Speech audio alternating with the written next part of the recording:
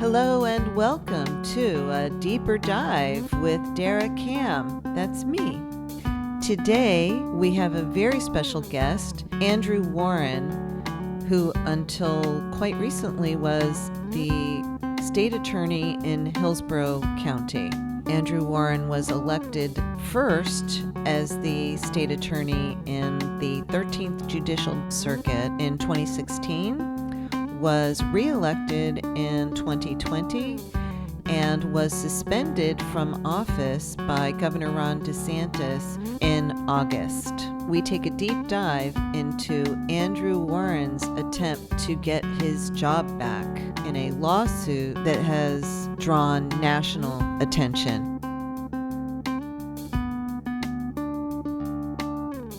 But when you have a situation where the governor is flexing his political power to take elected officials out of office and put in the people that he wants in office, what's the point of having elections anymore? You're listening to A Deeper Dive with Dara, a podcast by City and State, Florida. Hello and welcome to A Deeper Dive with Dara Cam. We are very excited today to have with us Andrew Warren, the up until recently state attorney for Hillsborough County, that's the 13th Judicial Circuit, who was suspended from office by Governor Ron DeSantis. And I want to talk to you, Andrew Warren. Thank you for joining us.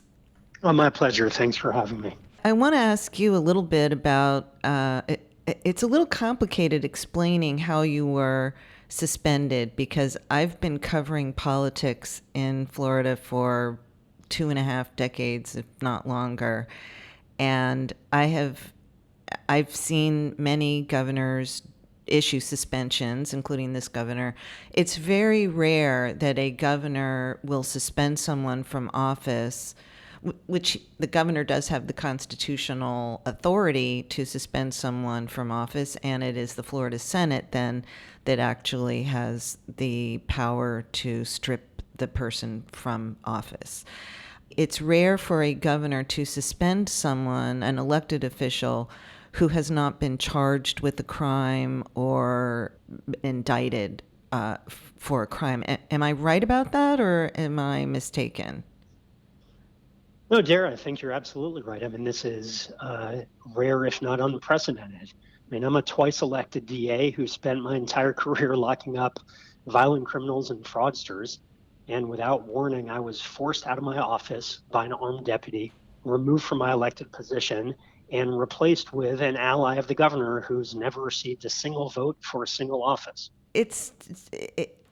I'm stumbling because it is kind of a stunning move. It has really shaken the legal community and the prosecutorial community and the judicial community. You have filed a lawsuit challenging the governor's authority to do what he did. I'd like to talk a little bit about his justification for taking the first step and removing you from office. I want to be careful in the words I use, because you haven't been removed from office yet. It's the Senate that would actually have the power to do that. But his justification was that you had signed a pledge along with other elected prosecutors about not enforcing a state law that bans abortions after 15 weeks of pregnancy. And he also singled you out for signing a letter condemning criminalization of transgender people and gender-affirming health care.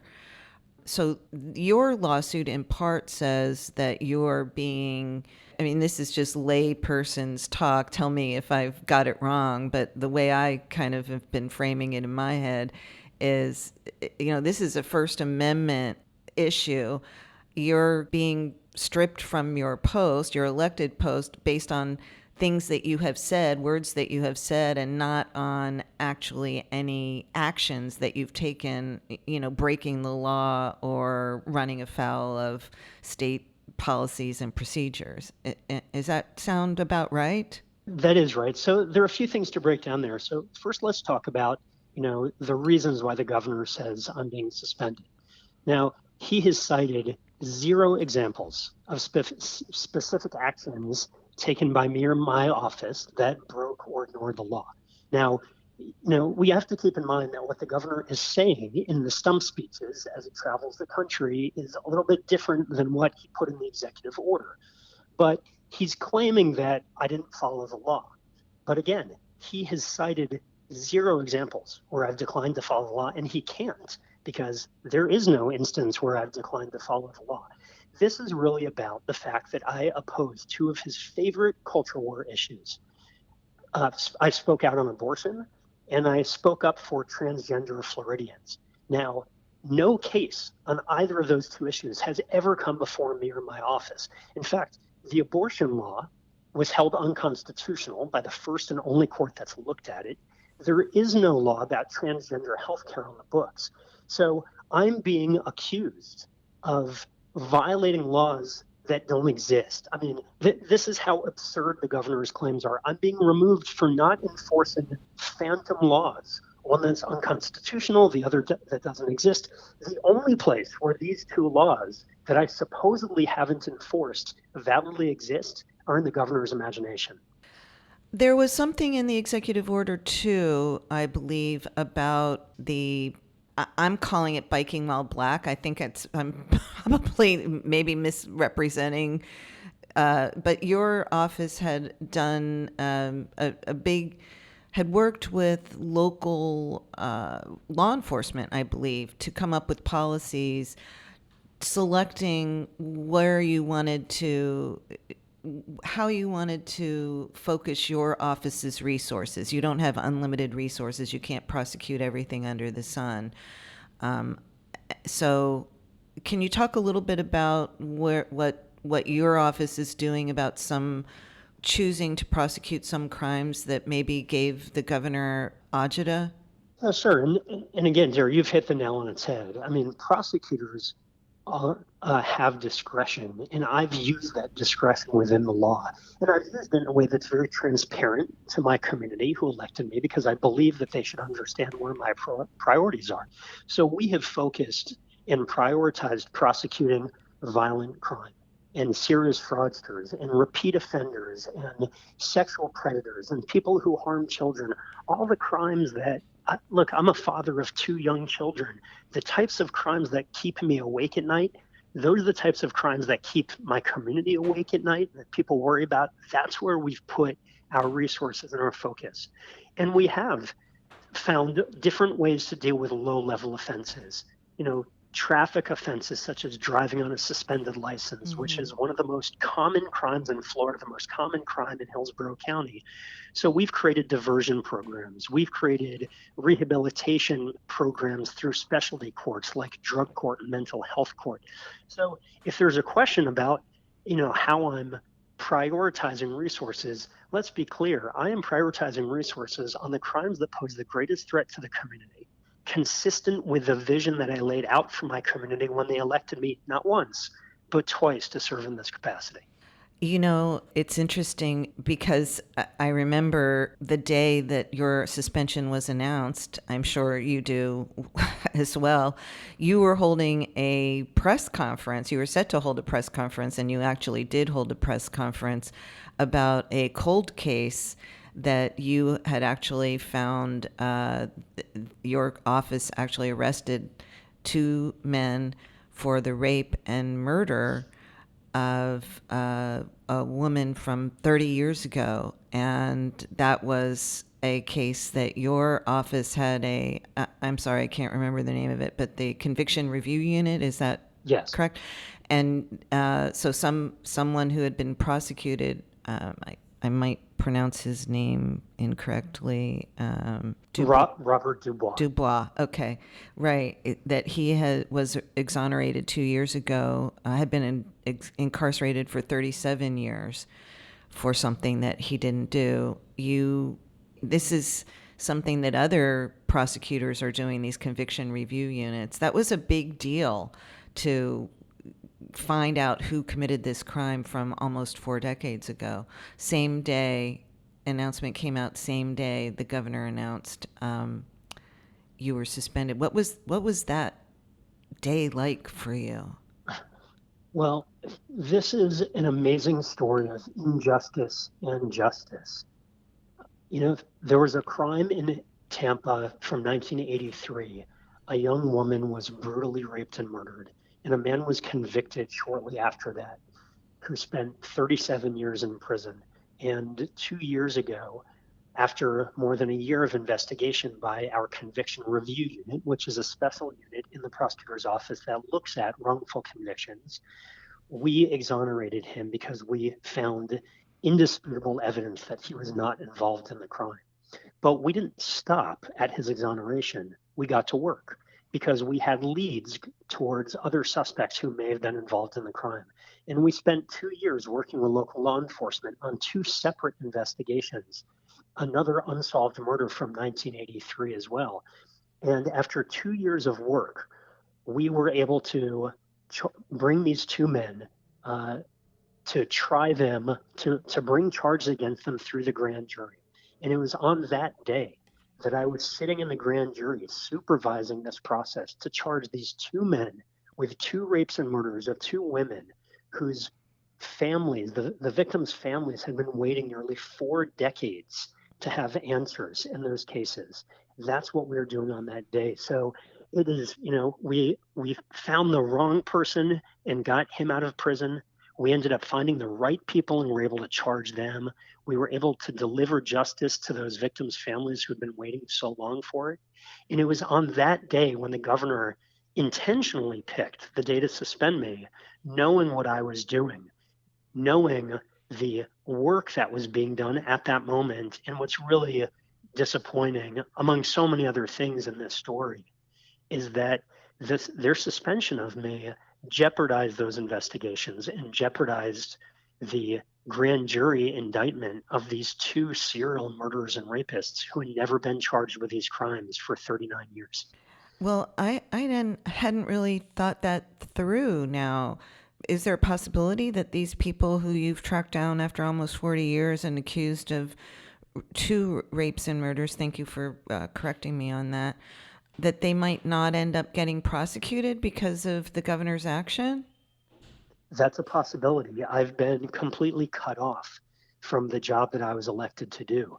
So I don't know what's happening with those cases now. Now, these two men are in prison. They were convicted of other murders. Mm-hmm. So they're not threats to our community.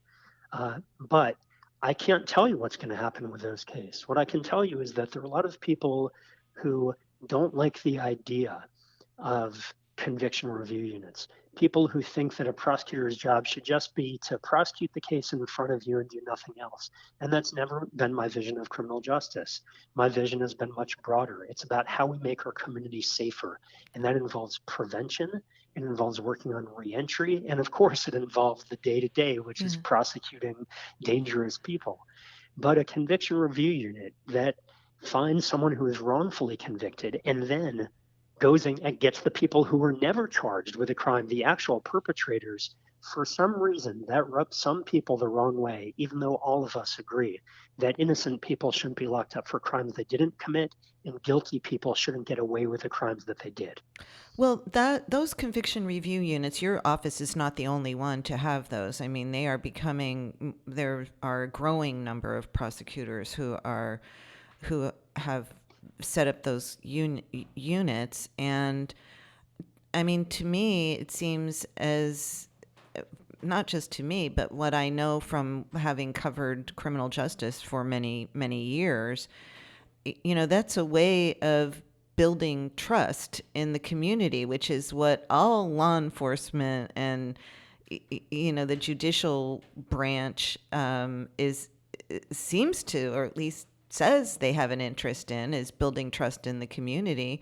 I would think that righting wrongs would be a big step in that direction. A prosecutor's job is to seek justice, period. And there should be no timeline on our duty to seek justice.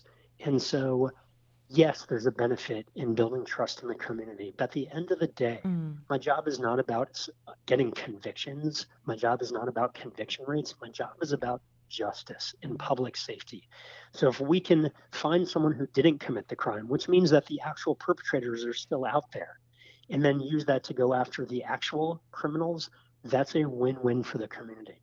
And when you talk about building trust, this isn't some theoretical, abstract idea that we should be focused on as, something that, okay, maybe if we can do it, it's good. No, we need to build trust in the community, because the number one problem that we have in an inability to obtain convictions, especially of certain types of violent crimes, is a lack of cooperation from people in the community. They're just people who don't trust the criminal justice system, and they don't want to be a part of it. And there's a no snitch culture, and there are lots of factors that go into it. So building trust is not just so that we can, be happy about people enjoying and being satisfied with the criminal justice system. There is a tangible impact on our ability to convict guilty people by having trust in the community, because those are the people that come into court to testify as witnesses and help us prove our case. Right. I mean, I think that's, maybe I understated what building trust is, but cooperation is crucial for you in order to convict the people who are the bad guys.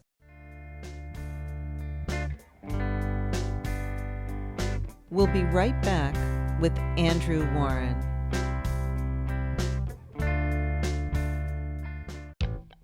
Here at Deeper Dive, we want to hear from you, the listeners. We invite you to send your questions, comments, and feedback to our mailbag. You can reach us at deeperdive@cityandstatefl.com. That's deeperdive@cityandstatefl.com. Get your 2 cents in by sending us an email. Welcome back to A Deeper Dive with Dara. I'm thinking about your suit you filed is in federal court. The Senate has, I think they've put a timeline on proceedings to consider your case. It's essentially a trial, what the Senate does. I covered a couple of years ago after Governor DeSantis took office in 2019. One of the first things he did was to suspend former Broward County Sheriff Scott Israel over his handling of the Marjorie Stoneman Douglas High School mass shooting in Parkland. And I was there every day for that trial, and I think we know what the outcome of a Senate trial will be. I'll ask you what your thoughts are on that. You filed a separate action in federal court. To me, the writing's on the wall with as far as the Senate action goes. They're going to rubber stamp what Governor DeSantis said. Tell me if I'm wrong. Well, I'm not sure what the Senate will do, but the Senate, by law, only becomes the sort of a jury of what happened if there's a legal basis for the suspension. And here there's not. And that's why we filed suit. I see. And the Senate immediately followed their process, which is when a legal challenge has been filed, they stop their process. So their process hadn't even begun yet. And they said, we're not going to do anything until we see how this lawsuit plays out. And let's be clear about the federal challenge that was filed. I mean, the governor broke 2 laws here. One, he violated my First Amendment rights by retaliating against me for speaking out on abortion and for standing up for transgender Floridians, 2 issues that he just politically disagrees with me on. And secondly, he abused his power under the Florida Constitution to remove me without legal justification. So we're fighting back against this because we want to make sure, and this is the essence of the lawsuit, we want to make sure that even though Ron DeSantis is the governor of Florida, that the U.S. Constitution still has meaning, that the Florida Constitution still has meaning, and that elections still have meaning. I was just going to ask you, why should listeners care about your suspension? And I think you sort of answered that question right there, but what is sort of from the 30,000 foot level, this kind of, some people would call it a power grab, just the ability for an executive to be able to pick off folks he doesn't like or he disagrees with politically, who haven't committed a crime. This is really just sort of lobbing this to you, but what's the potential harm there? Well, it's a great question. It's the $25,000 question here. I mean, there's so much more at stake than my job. This is about defending our democracy because regardless of what party you belong to or who you vote for, your vote matters. That is the sacred trust of our democracy. And no elected official, no governor has the right to throw out your vote. But that's what's happening here. The governor is trying to throw out the votes of hundreds of thousands of residents of Hillsborough County who voted for me. He's trying to overturn the results of a fair and free election. And the problem is, if he gets away with it, what's left of our democracy? Right. What's next? I mean, like I said, it seems rare for governors to take the step of suspending someone from office, elected officials who haven't been charged with or convicted of any crime. I want to talk a little bit about, you had a smorgasbord of one-time judicial, law enforcement, and criminal justice leaders, including a former U.S. Solicitor General from Florida to Hawaii, file an amicus brief in your lawsuit saying the case is of national importance. And they warned that giving the governor discretion to remove a prosecutor, I'm quoting here, simply because he exercises the discretion vested in him to make charging decisions or expresses his views regarding appropriate priorities of the justice system could, here I'm quoting again, delegitimize our justice system and erode public confidence in the operation of government and the integrity of the election process. I'd like to talk a little bit about the First Amendment part of your lawsuit and the First Amendment issues, obviously, as a reporter, something I know a little bit about. But tell me how your First Amendment rights are being violated by you saying, I don't agree with these policies, not having acted on them, just signing these statements. Can you talk a little bit about the First Amendment? Sure. I mean, so it is my right as an American and a Floridian, and it's my duty as an elected official to speak out on matters of public concern regarding the job that I was elected to do. And look, I'm not some fire-breathing partisan. You don't see me on TV and on social media talking about every single issue out there. I talk about criminal justice issues because that's my job. That's what I was elected to do. But when things affect the criminal justice system, I've spoken out on them. And this isn't unique. I mean, state attorneys get asked to come up to Tallahassee to testify on pieces of legislation that affect the criminal justice system. The groups of prosecutors, just like groups of law enforcement, will make their voices heard on legislation to say this is good or this is bad or this is somewhere in between.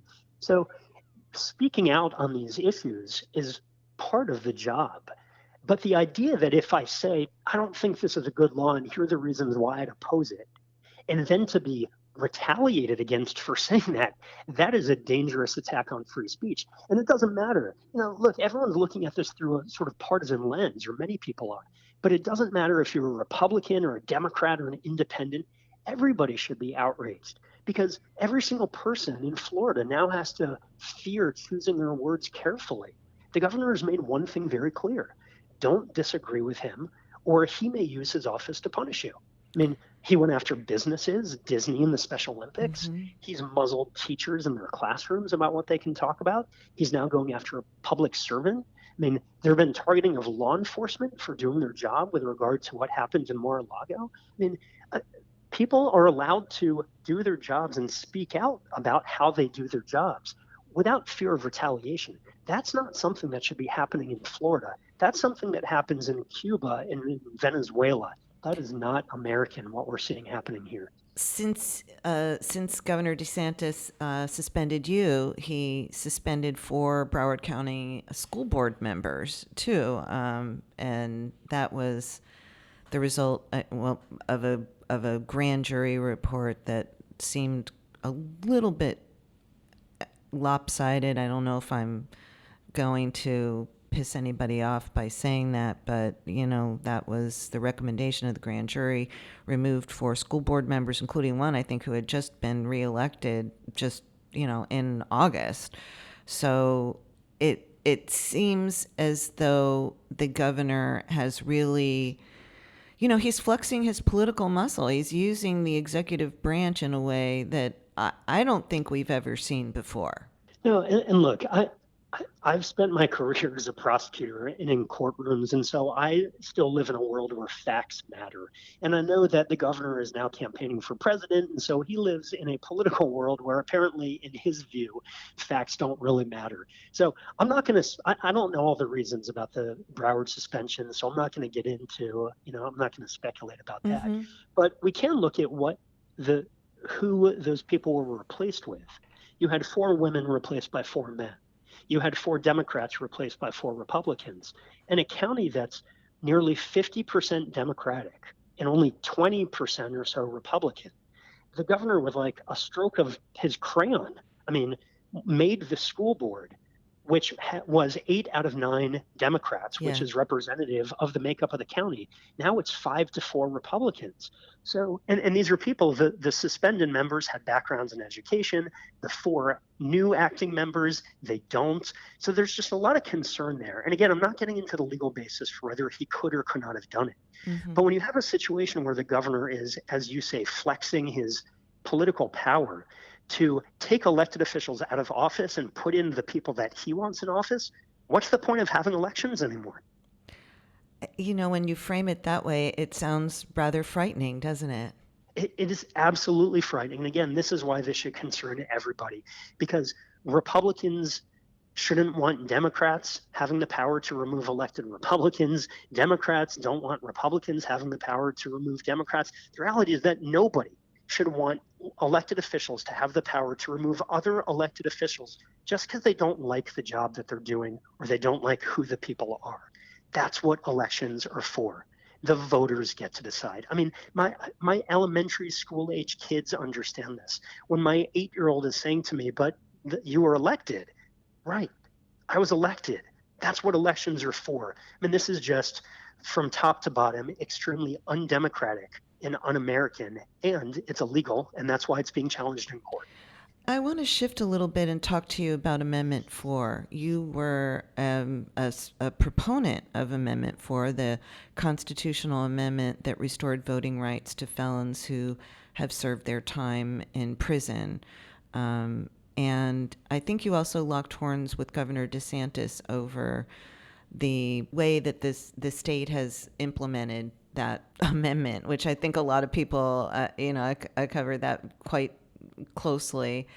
Many people who voted for that did not anticipate. The legislature passed a law supported by the governor that required felons who've done their time to pay court costs and fees before they can be eligible to have their voting rights restored. And that is a nightmare because it's very, very difficult for older convictions especially to discern exactly what is owed and to whom it's owed. And some of those records are almost impossible to locate. You can jump in. Feel free to jump in anytime here because I know I'm preaching to the choir. Right. Yeah, so I was a supporter of Amendment 4, and I did it for a few reasons. First and foremost, because research has shown that when people have their rights restored, including the right to vote, they're more likely to become law-abiding citizens and to be productively engaged in the community. So it's a reentry issue. We don't want people who have been convicted of a crime to reoffend. We should be doing what we can as a society to make sure they don't reoffend, that they're not more victims and more dollars spent, incarcerating them. And this is how we keep our community safe. So Amendment 4 was a way to do that. It was also just the right thing to do. Florida was one of only 3 or 4 states in the country that permanently disenfranchised anyone convicted of a crime. And let's keep in mind that most people convicted of felonies in Florida are convicted of third-degree felonies, which the most common third-degree felony we have are traffic offenses, people driving on a suspended license in crimes similar to that. So, it's one thing to say if you kill somebody, you should never get your right to vote back. And I'm fine with that. I agreed with how Amendment Amendment 4 carved out those people. But for a lot of people who committed a crime, whether it's a drug possession or a traffic offense from 20 years ago, and they've been law-abiding citizens and they just want to get the right to vote back, that's something as a state that the state voted to do. And then the legislature, in a bill signed by the governor, passed a law that made it a lot more difficult. And whether they did that intentionally or just they didn't care, I won't speculate on it, but Right. they made it more I'll difficult. speculate. It, But yeah, well, yeah, I mean, there were some people who were clearly opposed to Amendment 4 Sure. who tried to undermine it. But again, you're spot on when you say part of the problem is that we don't even know how much someone has to pay. So not only did that law basically condition the ability to vote on how much money you have, which is wrong. People should either get the right to vote back or they shouldn't. But it shouldn't be a matter of, well, you owe $7,000 from fines that you didn't pay from 20 years ago, therefore you can't vote. That sure sounds a lot like a poll tax, which is unconstitutional. Right. And if the state of Florida can't even tell you when you say, okay, I have the money to pay and I want to pay and get my rights back, and the state says, sorry, we can't tell you how much you owe, well, then what are you supposed to do? I mean, this was just a very frustrating law that really undermined the spirit of Amendment 4 that more than 60% of Floridians voted for. Look, it's hard to get 60% of people to vote on the color of the sky and to agree that the sky is blue these days. So when people say with one voice, we want people to have this chance to return to our society, the legislature should be trying to facilitate that, not to undermine it. Yeah, that law did work its way through the court system, and it was upheld by the 11th Circuit Court of Appeals in Atlanta, which is probably where your case will end up. I don't know if you want to opine about what the odds are for a good result for you there, or Well, you can. You can't. Put odds on it. I can tell you this: you can never guarantee a win in court. But what I can guarantee is that the law's on our side on this, and that democracy is at stake. I mean, I'm not trying to be, the sky is falling about this, but it's hard to overstate the danger posed by this. As we talked about earlier, if the governor is allowed to just undo and overturn an election and put whoever he wants in power, there's nothing to stop him from taking out the winner of an election for things that person said during the campaign and installing the loser of the election in place. That is where we're at in the state. That's why it's so important that we win this legal challenge and make sure that the governor understands that he can't just throw out the will of the people whenever he wants. Well, Andrew Warren, it has been a pleasure chatting with you today. I thank you so much for joining us on a deeper dive with me, Dara Cam, and I'm going to give you an open invitation to come back and give us an update as your case moves along. Dara, thank you so much for having me. People can follow what's happening here at andrewwarrenfl.com. The website again is andrewwarrenfl.com, and I look forward to coming back and talking about this with you more. Thanks again. A Deeper Dive with Dara is a podcast by City and State Florida, hosted by Dara Cam, produced by Ryan Daly, and music for the podcast was recorded by Periodic Labs LLC and performed by Ryan Daly and Danny Reyes.